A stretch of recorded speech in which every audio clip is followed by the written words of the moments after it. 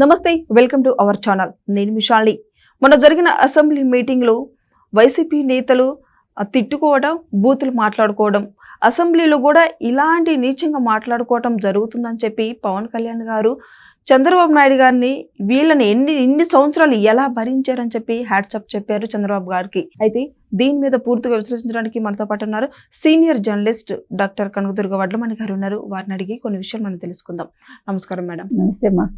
Madam, YCP గత హయాంలో చూసుకున్నట్టయితే అంతా అరాచకాలు, దోపిడీ, దాడులు, వీటినన్నిటిని భరించుకుంటూ చంద్రబాబు నాయుడు గారు వచ్చారు చూడు.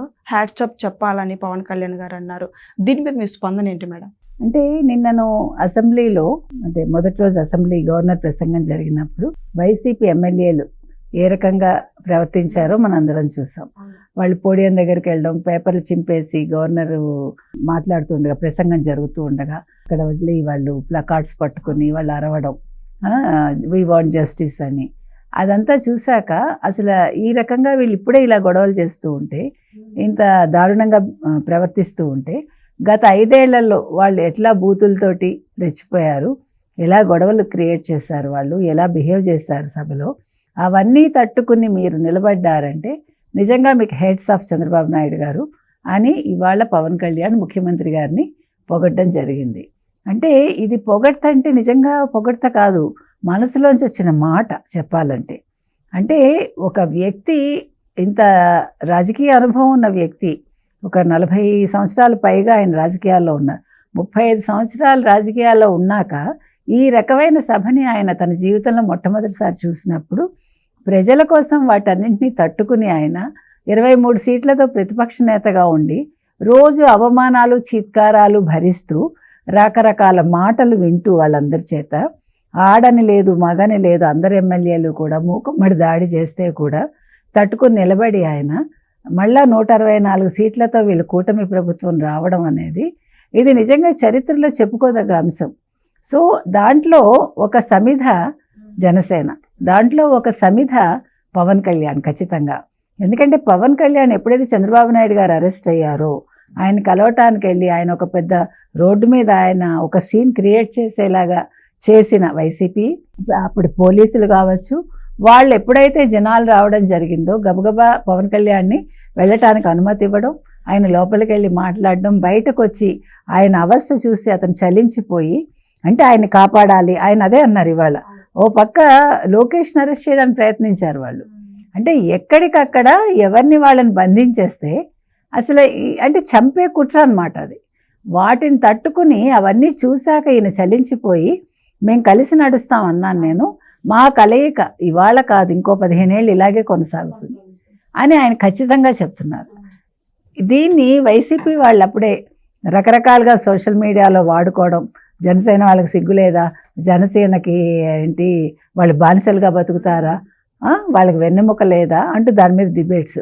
మీకెందుకు బాధ? వాళ్ళు కలిసి ఉంటే మీకు విడగొట్టడం మీ అలవాటు, విడిపోయి బతకడం మీ అలవాటు. ఎవరిది? వైసీపీ వాళ్ళది. జగన్మోహన్ రెడ్డే తల్లిని చెల్లిని వాడుకుని తల్లిని చెల్లిని బయటికి పంపించి 11 సీట్లకు పరిమితం అయ్యాడు. ఈవెన్ చంద్రబాబు నాయుడు గారిని ఉపయోగించుకుని నారాసుర రక్త చరిత్రని, ఈవెన్ బాబాయ్ని చంపి బాబాయ్ పేరు ఉపయోగించుకుని, ఈవెన్ చెల్లి సునీత పేరు ఉపయోగించుకుని, ఇలా ఇంతమంది మీద అతను పరాన్నజీవిలాగా బతికి, ఆ పరాన్నజీవి ఆ రోజు 151 సీట్లు తెచ్చుకుంటే అదే పరాన్నజీవి ఇవాళ 11 సీట్లకు పరిమితమైంది. ఎందుకని? ఇతని ప్రతిభ ఇంతే. జగన్మోహన్ రెడ్డి ప్రతిభ 11 సీట్లకే పరిమితం అవుతుంది. ఆ రోజు అంతమంది సపోర్ట్ ఉంది కాబట్టి 151 సీట్లు వచ్చాయి. ఈ విషయాన్ని ఇవాళ జగన్మోహన్ రెడ్డి గుర్తించాలి.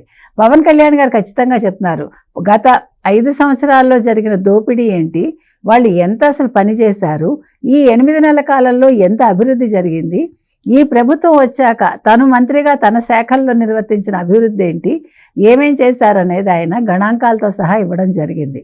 ఇది ఇచ్చాక ఇవాళ ఇవన్నీ చూశాక వైసీపీ వాళ్ళకి అసలు వాళ్ళకి నిద్ర పట్టదు కూడా చెప్పాలంటే.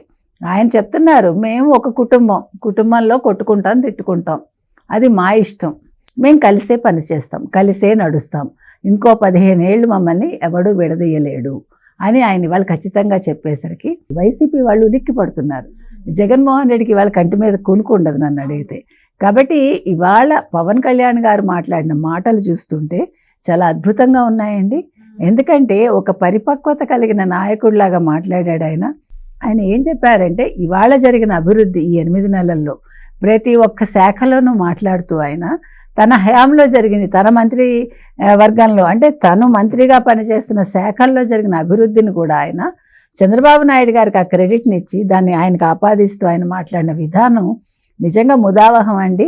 ఇవాళ పవన్ కళ్యాణ్ నాకు ఏది అక్కర్లేదు, నేను చాలా నిరాడంబరుణ్ణి అని మరొకసారి ప్రూవ్ చేసుకున్నాడు ఆయన.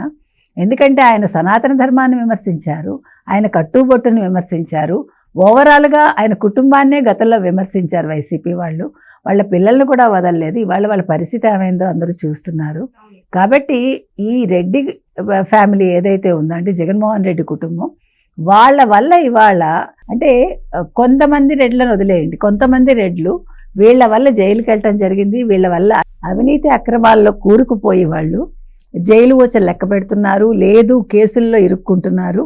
వేరేజ్ చంద్రబాబు నాయుడుతో కలిసి నడవడం వల్ల ఇవాళ జనసేన కానీ లేకపోతే జనసేనతో కలిసి నడవడం వల్ల తెలుగుదేశానికి కానీ వచ్చిన నష్టం ఏమీ లేదు. వాళ్ళు ఇవాళ అభివృద్ధిని చూపిస్తున్నారు, అంటే విజయబావుట ఎగరేసి అభివృద్ధిని చూపిస్తున్నారు. రాష్ట్రానికి మంచి మంచి పరిశ్రమలు తీసుకొస్తున్నారు. ఒక కుదేలైపోయిన ఒక ఉక్కు ఫ్యాక్టరీని, విశాఖ ఉక్కుని మళ్ళా దానికి నిధులు తీసుకొచ్చి అది ఒక క్రమంలో నడిచేలాగా చూస్తున్నారు. వేరేజ్ గత ప్రభుత్వం ఏం చేసినా అందరూ చూశారు.